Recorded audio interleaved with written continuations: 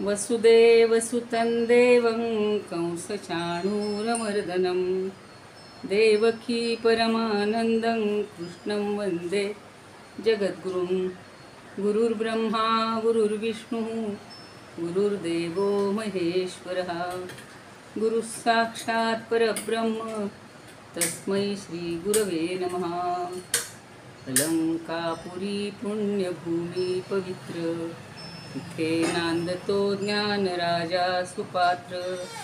तया आठविता महापुण्यराशी, नमस्कार साष्टांग श्री ज्ञानेश्वरासी।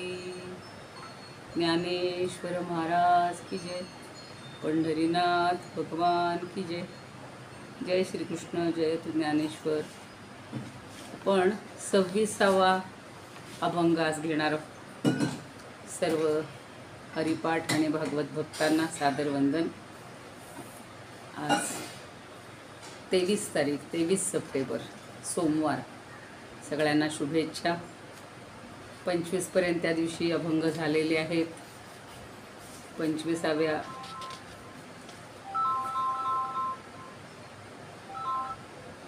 हॅलो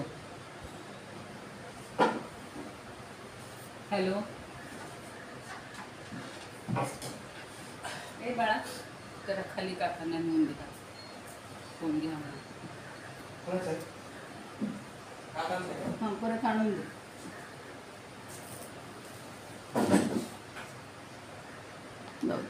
परत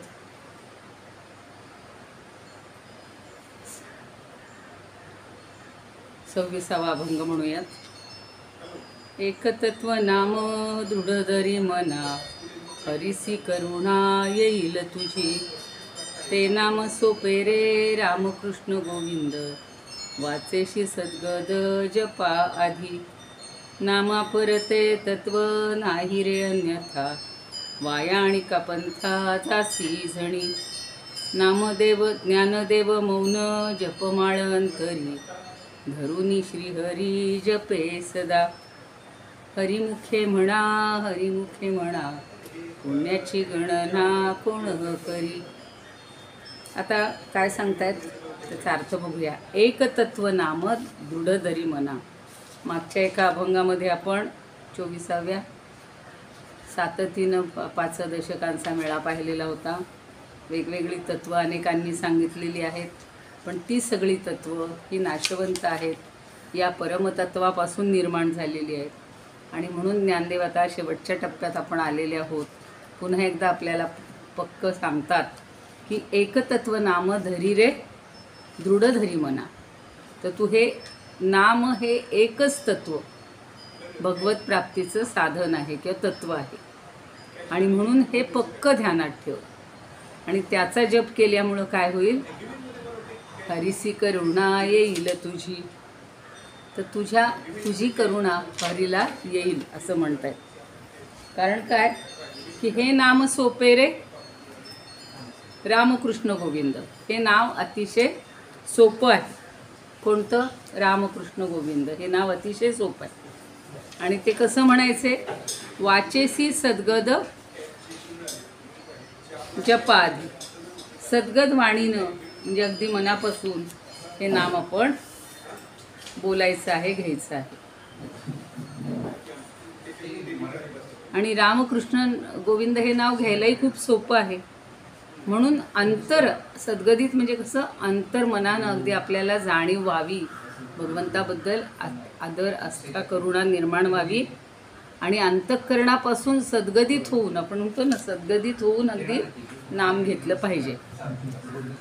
कारण नामाशिवाय दुसरं तत्व कुठलंही नाही। आणि तू या मार्गाशिवाय दुसऱ्या मार्गानं जर जाशील तर ते सगळं तुझं व्यर्थ होईल। म्हणून ज्ञानदेव सांगतात की मी मौन धरून अंतरंगात मनाची जपमाळ करून श्रीहरीचा सदैव जप करीत असतो। ज्ञानदेव मौन जपमाळ अंतरी, अंतरंगामध्ये मौन धरून आणि अगदी मनाची जपमाळ करून। जपमाळ वेगळी घेता येईल का? मनाच्या अंतरंगात नाही, म्हणून मनाचीच जपमाळ करून मी श्रीहरीचा सदैव जप करत असतो। म्हणजे आपल्याला नामजपाचं किंवा नामाचं महत्त्व सांगत असताना सोपेपणा जितका करता येईल तितका ज्ञानदेवांनी आपल्याला सांगितलेलं आहे की नाम आणि नामी यांच्यात भेद नसतोच. आपण नाम घेत असतो, पण नाम घेणारा सुद्धा आणि नाम ह्याच्यात भेदच करायचं नाही. म्हणून वस्तू किंवा व्यक्ती समोर नसली तरीसुद्धा नाव उच्चारताच व्यक्तीचं किंवा वस्तूचे गुण आकार सगळं आपल्या डोळ्यासमोर येत असतात. समोर व्यक्ती पाहिजेच, मूर्ती पाहिजेच असा काहीच अर्थ नाही, याची काही गरज नाही. आणि त्या गेलेल्या किंवा नष्ट झालेल्या वस्तू व्यक्तीचा बोध करून देतात. जरी आपण अगदी आत्ता समोर काही कोणी दिसत नसलं तरीसुद्धा त्या व्यक्तीचा किंवा त्या देवाचा, त्या देवतेचा आपल्याला बोध होतो. आणि भगवंत तर कसं आहे, अविनाशी आहे, त्याचं नावही अविनाशी आहे. आपल्या जगातल्या, आपल्या आयुष्यातल्या ज्या व्यक्ती असतील त्या निघून गेल्या तरी आपल्याला त्यांची आठवण येतेच की नाही. आणि भगवंत तर अविनाशीच आहे. म्हणून आपण जरी भगवंताला पाहिलेलं नसलं तरी त्याचं नाव आपल्याला त्याच्याकडं नेणारं एकमेवच साधन आहे. अशी पक्की खुणगाड बांधावी किंवा नाम हेच श्रेष्ठ तत्व आहे असं मनामध्ये दृढ धरून ठेवावं असं आपल्याला ज्ञानदेव सांगतात.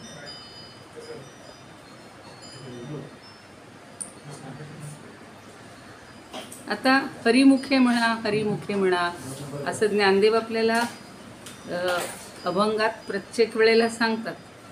पण वाचिक जपापेक्षा, मोठ्यांदाच म्हणायला पाहिजे जप असं नाही, तर वाचिक जपापेक्षा सुद्धा मानस जपाचं महत्त्व जास्त आहे.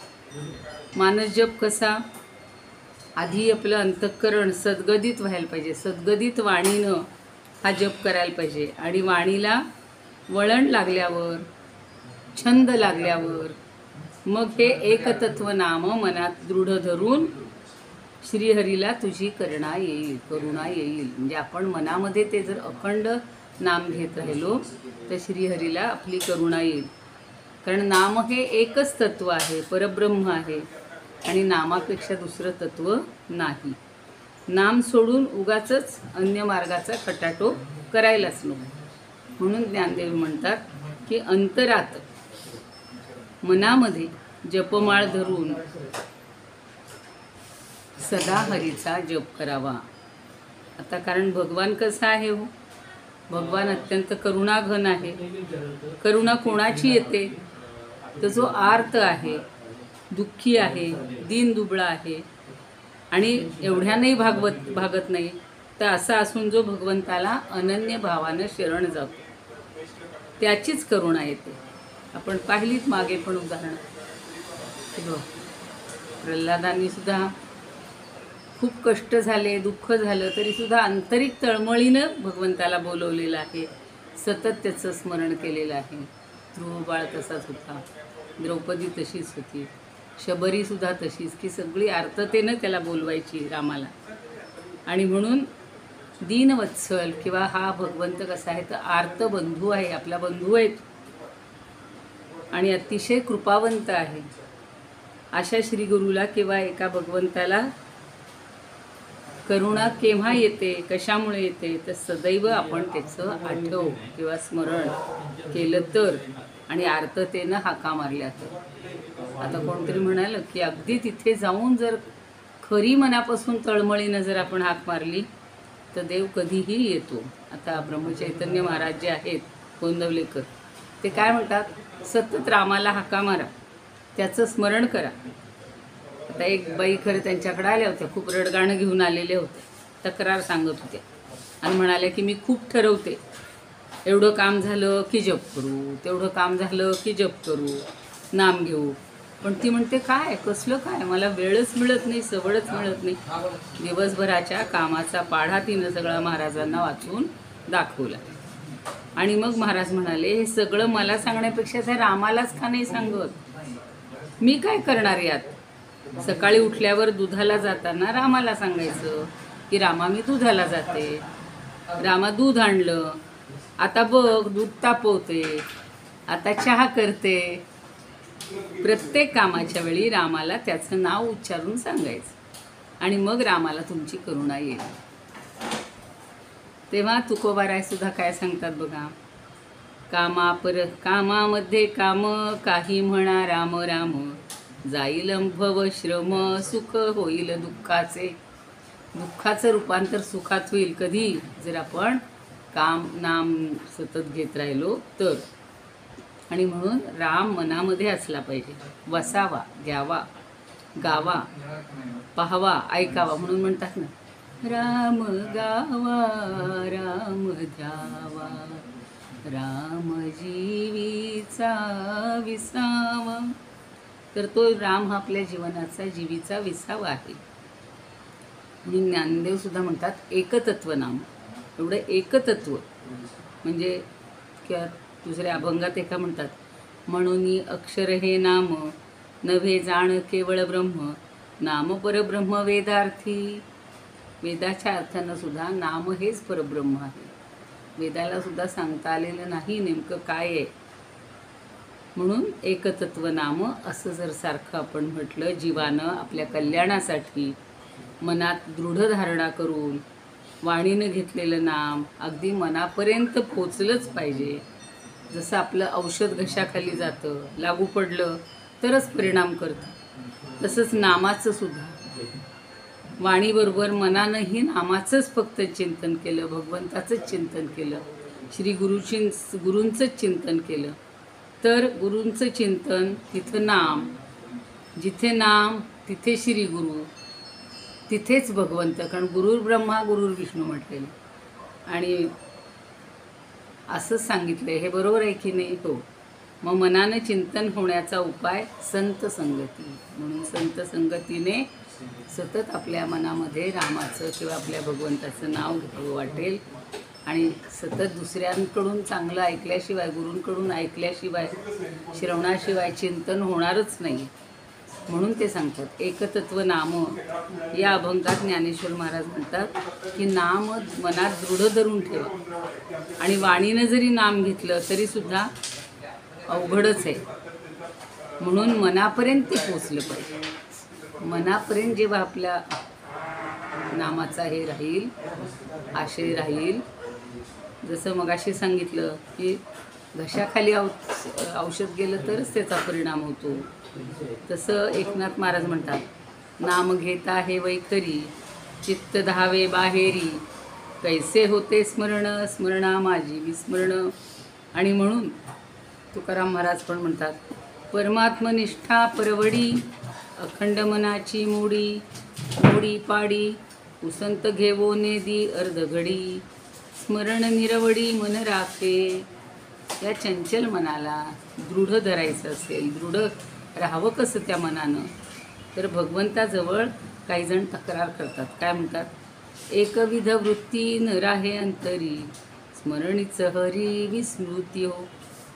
म्हणजे काय की वाणीबरोबर मनानंही नामचिंतन केलं पाहिजे.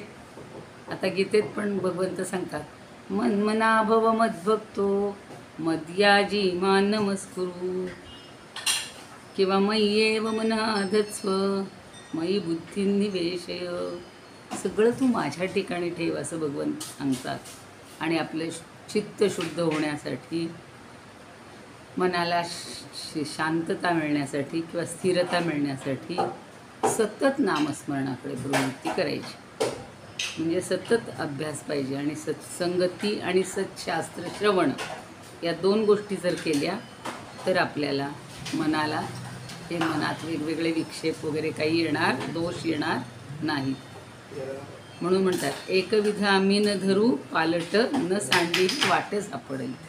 आता आम्ही काही वेगळा मनात विचारच आणणार नाही, कारण आम्हाला आता वाट सापडलेली आहे, नामाची वाट सापडलेली आहे. साहोनी म्हणून बघा, पुन्हा तुकाराम म्हणतात, साहोनिया टाकी घाय पाषाण देवची झाला आहे, तयारीती दृढ मन करी साधाया कारण, बाणशस्त्र साहोनी गोळी शुरा ठाव उंच स्थळी, तुका म्हणे सती अग्निन देखे चारिती. म्हणजे अशा प्रकारे अभ्यासानं मनाची दृढ अवस्था करून जर आपण त्याचं चिंतन केलं तर ज्ञानदेव पुढं सांगतात, हरिसी करुणा येईल तुझी.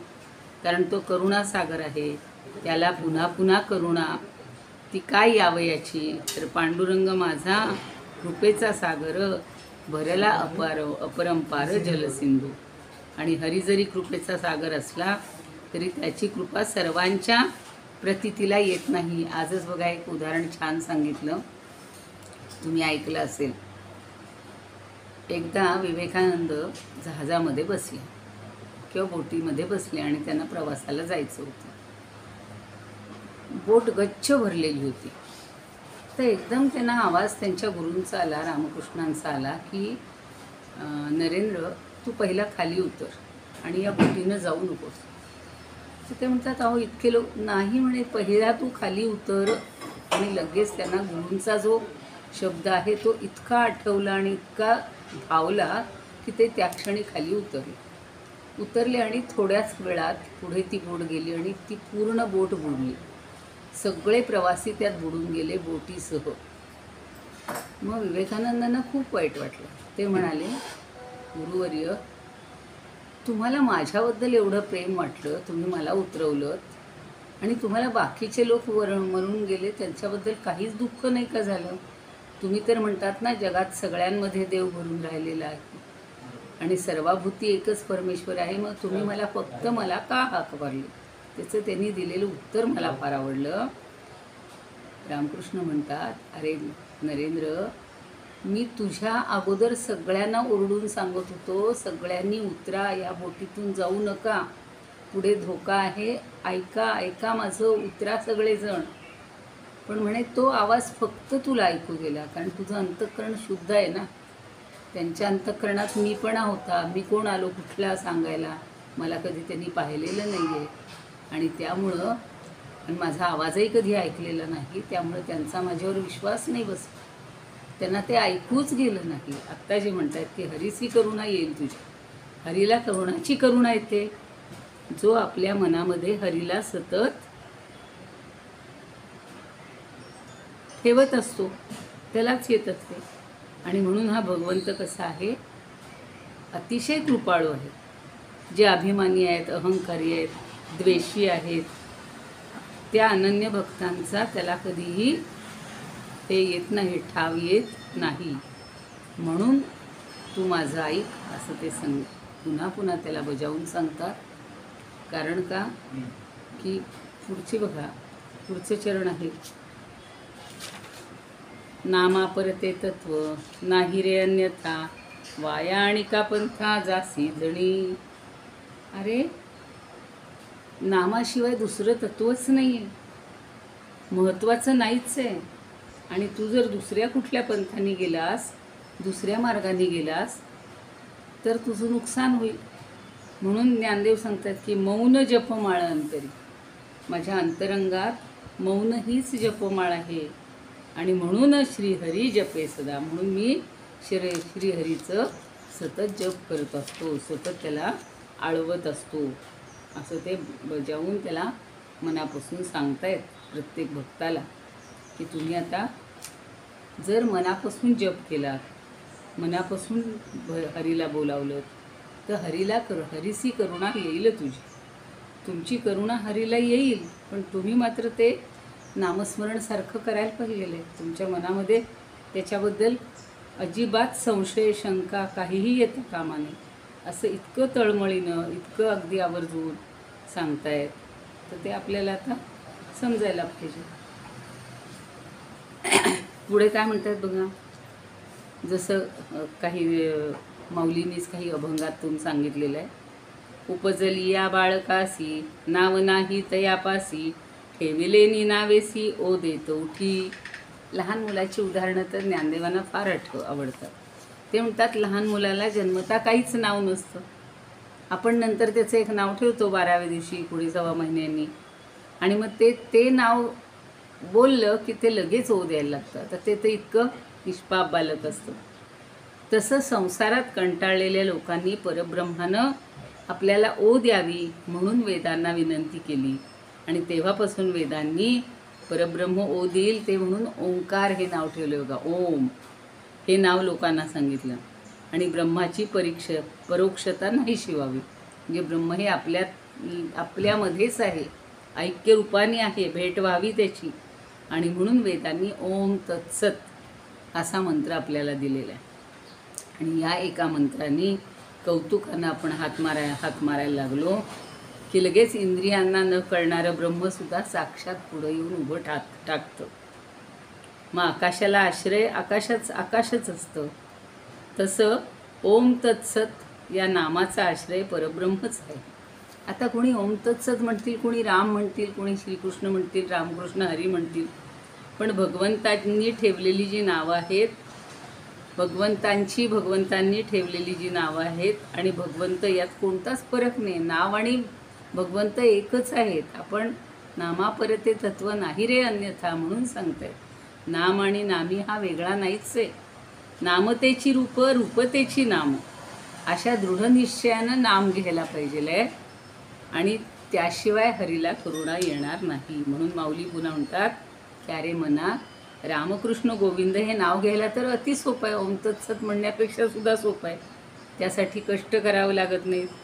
योग, याग, तप, ध्यान कुठलीही साधनं करावी लागत नाहीत. ती साधनं करायला कष्ट तरी पडतात.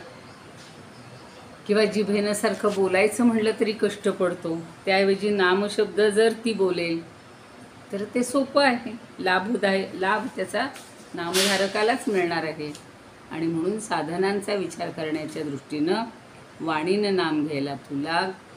मात्र हे नाम प्रेमानं सद्गदित होऊन, जसं गर्दीत चुकलेलं मूल कसं म्हणतं आई आई आई, अगदी ते बेंबीच्या देठापासून हाक मारतं, तसाच भगवंतसुद्धा आपल्या जवळच असतात. फक्त त्याला आपल्या हाकेची तो वाट बघत असतो. आणि म्हणून नामासारखं अविनाशी तत्व दुसरं नाही. ईश्वर प्राप्तीची नामाशिवाय जी दुसरी साधनं आहेत ती अतिशय विनाशी आहेत आणि ईश्वराशिवाय सगळी वेगळी आहेत. जसं योग हे साधन ईश साक्षात्कारासाठी चित्ताची एकाग्रता करण्याचं साधन आहे. समाधी साध्य होऊन साक्षात्कार झाला की साधन संपतं. तसं इतर साधनांचं आहे. पण नामस्मरण हे साधन कसं आहे, नाम आणि तो नामी किंवा हरी आणि ते नाम हे दोन्ही एकच आहे. म्हणून श्रीहरी प्राप्तीनंतरसुद्धा श्रीहरीच्या प्रेमानं ते नाव चालूच राहतं. ते कधीच नाहीसं होत नाही. म्हणून नामदेवसुद्धा म्हणतात, अवघाची आकार गेळीयेला काळे, एकची निराळे हरी नाम. नामा म्हणे तत्व नाम गोविंदाचे, हेची धरी साचे येर वृक्षा. सगळं सारं चराचर जे आहे हे काळाच्या ओघात नाहीसं झालं तरीसुद्धा हरिनाम शाश्वत राहतं. म्हणून तेच आपल्या हृदयात धरावं. श्रीहरीच्या प्राप्तीसाठी नामस्मरणाशिवाय दुसरा कोणताही मार्ग धरू नये आणि दुसऱ्या मार्गानं जाणं हे व्यर्थ आहे. म्हणून ज्ञानदेव माऊली म्हणतात की यासाठीच मी मौन धारण करतो. शेवटचं चरण फार महत्त्वाचं. ज्ञानदेव मौन जपमाळ अंतरी, धरुनी श्रीहरी जपे सदा. तर ते सांगतायत की मी अंतःकरणात जपमाळ धरून नेहमी श्रीहरीचा जप करू लागलो. या ठिकाणी मौन शब्दाचे दोन अर्थ आहेत. एक आहे अभक्तांशी बोलणं सोडून दिलं म्हणजे मौन धरलं. कारण अभक्त बोलतात ते विनाशी प्रपंचाविषयी बोलतात. आणि दुसरं आहे ईशचिंतनाखेरीज अन्य अनावश्यक बोलणं, तेही मी सोडून दिलं. सामान्यतः नामजप करणारे जे लोक असतात जपमाळ घेऊन जप करतात, पण हा जप ठराविक संख्येनं केला जातो. पण माऊली सांगतात की मी मनाचीच जपमाळ करतो आणि अखंड नामजप करत राहतो. अखंड म्हणून जपमाळेनं सतत जप करणं हा गौण प्रकार असून मनानं अखंड जप चालला पाहिजे. आणि म्हणूनच पुन्हा आपण म्हणूया, हरिमुखे म्हणा हरिमुखे म्हणा, पुण्याची गणना कोण करी. 26वा अभंग झाला आहे. आता आपण भागवताकडे वळणार आहोत. त्या दिवशी पाहिलं होतं की सगळेजण यमुनाच्या काठावर आलेले होते. सगळ्या बाळगोपाळांनी, वृंदावनात राहणाऱ्या त्या सगळ्यांनी यमुनेवर गेल्यानंतर तहानलेले होते, अतिशय तहानलेले होते. आणि म्हणून यमुना नदीचं विषारी पाणी प्यालं. सगळ्या कालियाचं विष ज्याच्यामध्ये उतरलं होतं ते. आणि ते दैववशात लक्षात न आल्यामुळं ते सगळेजण पाणी पिताच गायी आणि गोपाळ निश्चेष्ट होऊन पडले होते. ते यमुनेच्या काठावरच पडले होते. त्यांच्या सगळ्या त्या अवस्थेला पाहून योगेश्वरांचं सुद्धा जे ईश्वर असूनही श्रीकृष्णांनी आपल्या अमृत वर्षाव करणाऱ्या केवळ दृष्टीनं नुसती नजर टाकली बघा, आणि तेवढ्या दृष्टीनं स्वतः श्रीकृष्ण रक्षण करते असल्यामुळं लगेच ते सगळेजण पाण्याजवळ उठून उभे राहिले आणि आश्चर्यचकित होऊन एकमेकांकडे बघायला लागले की हे इथलं विषारी पाणी प्याल्यामुळं ते मरूनसुद्धा किंवा अगदी निश्चेष्ट होऊनसुद्धा श्रीकृष्णांच्या कृपादृष्टीमुळं पुनर्जन्म झाल्याचं त्यांच्या लक्षात आलेलं आहे की आपण तर फार म्हणजे काहीच आपल्याला शुद्धच नव्हती, आपण कुठे गेलो होतो काय पत्ताच नव्हता. आणि म्हणून शुकदेव पुन्हा परीक्षिताला सांगतायत की भगवान श्रीकृष्णांनी पाहिलं की कालिया नागानं यमुनेचं पाणी सगळं विषारी केलं आहे, तेव्हा ते शुद्ध करण्यासाठी त्यांनी त्या सापाला तिथून दूर पाठवलं.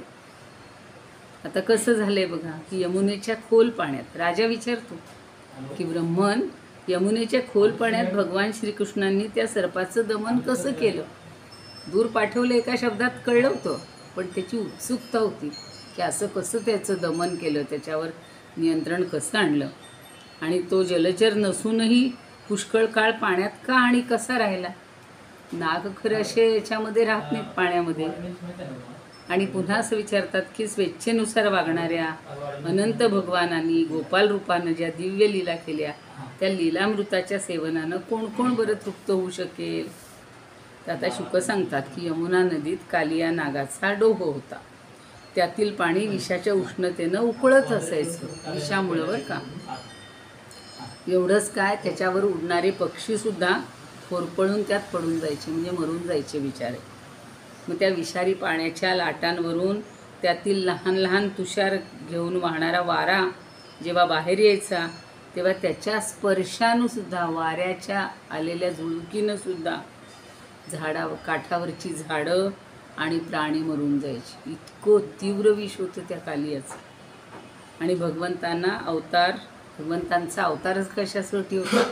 दुष्टांचं शमन करणं, दमन करणं.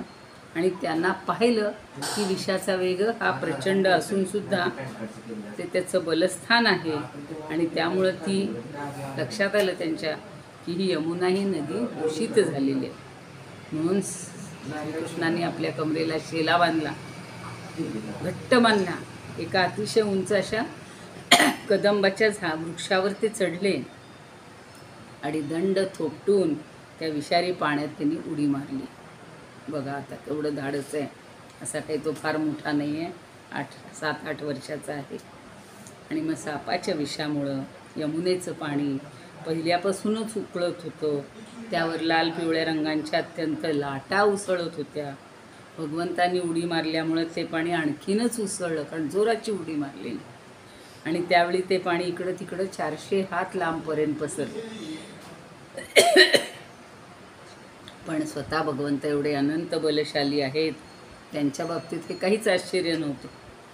मग त्या डोहात उडी मारली. म्हणून ते गाणं बघा छान, कदंबाचे तटी डोही उडी घातली पाण्यात. तर त्याने उडी घातलेली आणि ते हत्तीप्रमाणे, बलवान हत्ती जसे पोहतात ना पाण्यात तसे पोहत राहिले.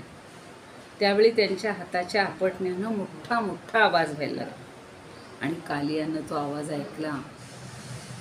मग त्याला लक्षात आलं की आपल्या निवासस्थानावर कुणीतरी आक्रमण केलेलं आहे, आणि ते सहन न झाल्यामुळं तो त्यांच्या पुढे येऊन असा छानपैकी उभा राहिलेला आहे. आणि त्यानं पाहिलं की एक मेघाप्रमाणे सावळा सुंदर असा कुमार आहे. वक्षस्थळावर त्याच्या श्रीवत्स चिन्ह आहे आणि पितांबर छान परिधान केलेलं आहे. त्याच्या त्या मनोहर चेहऱ्यावर मंद स्मित झळकत आहे, आणि त्याचे पाय कमलाच्या दलाप्रमाणे गाभ्यासारखे कोमल आहेत, आणि हा निर्भयपणे इथं खेळतो आहे. तर तेव्हा त्यानं क्रोधानं श्रीकृष्णाच्या मर्मस्थानी दंश करून त्यांना आपल्या शरीरानं वेढून टाकलं. आपण पाहतो बघा, संबंध त्याच्या कमरेभोवती कालियाचा विळखा असतो. आता नागानं वेढलेले श्रीकृष्ण काहीच हालचाल करीत नाहीत. हे पाहिल्यानंतर त्याचे सगळे सखे, सोबती, मित्र, गोपाळ अत्यंत दुःखी झाले, कारण त्यांना आपलं शरीर, सुहृद, संपत्ती, स्त्री, पुत्र इच्छा हे सगळं काही श्रीकृष्णांनाच ज्यांनी अर्पण केलेलं होतं, त्यामुळं ते दुःख आणि शोकाने अतिशय मूर्छित झाले की आपल्या जर मित्राला काही झालं तर आता आपण काय करायचं. त्यांनी आपल्याला सोडवलं, आपण त्याला कसं सोडवायचं.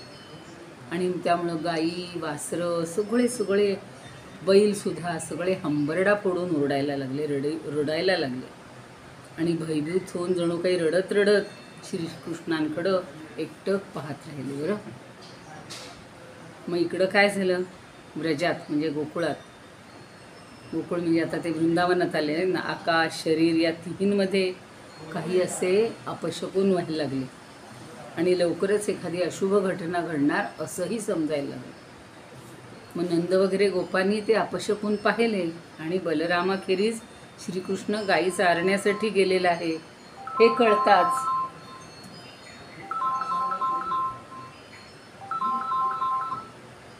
कळताच ते सगळे भीतीनं व्याकुळ झाले आणि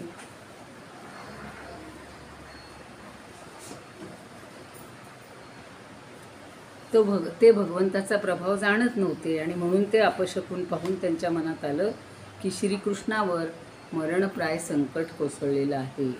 आणि त्या विचारानं ते सगळे दुःखी झाले, भयानग्रस्त झाले आणि श्रीकृष्णच त्यांचं प्राण आणि मन असं सगळं सर्वस्व तोच होता. त्यांचं इतकं प्रेम होतं त्याच्यावर की ते सगळे घाबरल्यानंतर कृष्णाला पाहण्याच्या लालसेनं सगळे गोकुळातून बाहेर पडले.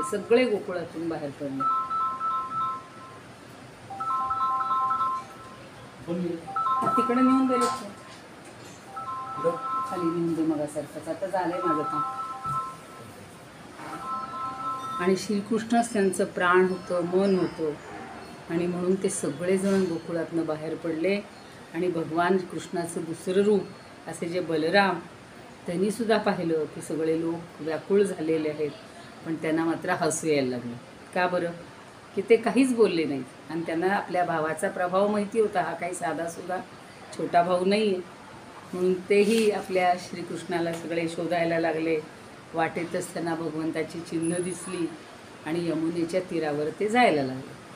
मग वाटेमध्ये गायी इतरांच्या पावलांच्या ठशा व्यतिरिक्त अधूनमधून भगवंताची पावलंसुद्धा दिसत होती आणि त्याच्यावरचे छोटे छोटे अगदी चिन्हसुद्धा, बरं का, म्हणजे कमल, जव, अंकुश, वज्र, ध्वजाची सगळी चिन्ह तेवढ्या त्या पावलांचे ठसे चांगले उठलेले होते आणि ते लगबगीनं तिथपर्यंत गेले. आता त्यांनी लांबूनच पाहिलं की आपला हा बंधू या कालिया नागाच्या विळख्यात अडकून बसलेला आहे, बांधून बसलेला आहे आणि श्रीकृष्णसुद्धा निश्चेष्ट होऊन तीरावर अगदी सगळे गोपाळ आणि तो किंकर्तव्यमूढ अशा अवस्थेत आहे. म्हणून गुरांनीसुद्धा आर्तस्वरांना हंबरडा फोडला आणि हे सगळं पाहून सगळे पुन्हा गोपसुद्धा मूर्छित झाले. मग आता त्या सगळ्या श्रीकृष्णांच्या प्रेमात सगळे जे रंगलेले होते, सतत भगवंताच्या प्रेमाची आणि स्मितहास्याची ज्यांना ओढ होती, अशा सगळ्यांना आता त्याच्याशिवाय ही त्रैलोक्य सगळं भकास वाटायला लागलं. आणि मग लगेच त्यांनी काय केलं तर आपल्या लाडक्याच्या पाठोपाठ डोहात उडी मारायला निघालेल्या यशोदेला कसं तरी गोपींनी अडवून धरलेलं, कारण ती पण आता धावत जायला लागली आणि सगळ्यांच्या डोळ्यातनं अश्रुधारा वाहत आहेत. सगळे श्रीकृष्णाच्या मुखाकडं पाहत आहेत. काही जणी तर अगदी श्रीकृष्णाच्या कथा एकमेकींना सांगतायत, परस्परांना धीर देत होत्या आणि काही जणी तर मृतवत झाल्या होत्या. इतकी अवस्था सगळ्यांची झाली. बरं, आणि मग त्यांनी काय केलं, भगवंतांनी काय केलं, आपलं शरीर इतकं फुगवलं की त्या सापाला सगळ्या वेदना व्हायला लागल्या. त्यानं ते वेटवळं सोडून दिलं आणि क्रोधानं असा फणा उभारला, फुटकार सोडायला लागला आणि त्यांच्याकडं टक लावून पाहायला लागला. तेव्हा त्याच्या नाकातून विषारी श्वास बाहेर पडत होता आणि त्याचे डोळे इतके लाल झाले होते की जणू भट्टीवर तापवलेलं खापरच. त्याच्या तोंडातून आगीच्या ज्वाळा बाहेर पडत होत्या. मग कालियानं काय केलं, आपली दुभंगलेली जी जीभ आहे ती फिरवून दोन्ही ओठांचे असे कोपरे तो साठत होता. भयानक डोळ्यांनी विषाग्नीच्या ज्वाळा बाहेर टाकत होता आणि गरुडाप्रमाणे श्रीकृष्ण त्याच्याबरोबर खेळत असे पवित्रे घेत होता. सापसुद्धा दंश करण्यासाठी योग्य संधीची वाट पाहत होता. अतिशय मोठा असा हा भाग आहे. आणि मग त्यानं इकडे इकडे इकडे मान फिरवलेली आहे. नागाच्या मस्तकावर असलेला जो लाल मणी आहे, तर हे भगवान त्या मण्यावरच असे उभे राहिल्यामुळं त्याची लाली आणि यांचे लालसर पाय आणि ते मणिलाल, ते हे सगळ्यांचं छान अगदी रूप एकसारखं दिसायला लागलं आणि अधिकच ते लालसर दिसायला लागला मणी. आणि त्यांनी त्याच्या मस्तकावर आता सुंदर असं नृत्य सुरू केलेलं. आणि ते नृत्य करत असताना सगळे त्याचे भक्त, गंधर्व, सिद्ध, चारण, देवता सगळ्या मोठ्या प्रेमानं आता सगळे वाद्य वाजवत आहेत. कोणी मृदंग, ढोल, नगारे अशी वाद्य वाजवत होते आणि सुंदर गीतं गायला लागलेले होते. पुष्पवर्षाव करत होते आणि मग भेटवस्तू घेऊन स्तुती करत सगळेजण भगवंतापर्यंत पोहोचलेले आहेत. तर आपण आता इथेच थांबूया. थोडासा भाग राहिला आहे, तो उद्याला पूर्ण करूया. त्याला कसं बाहेर आकलून दिलं किंवा हे घेतलं, तो भाग उद्या बघूया. योगेशं सच्चिदानंदं वासुदेवं रजप्रियं धर्मसंस्थापकं वीरं कृष्णं वन्दे जगद्गुरुं. कृष्णाय वासुदेवाय हरये परमात्मने प्रणतः क्लेशनाशाय गोविंदाय नमो नमः. ओम पूर्णमदः पूर्णमिदं पूर्णात् पूर्णमुदच्यते पूर्णस्य पूर्णमादाय पूर्णमेवावशिष्यते. ओम शांति शांति शांति.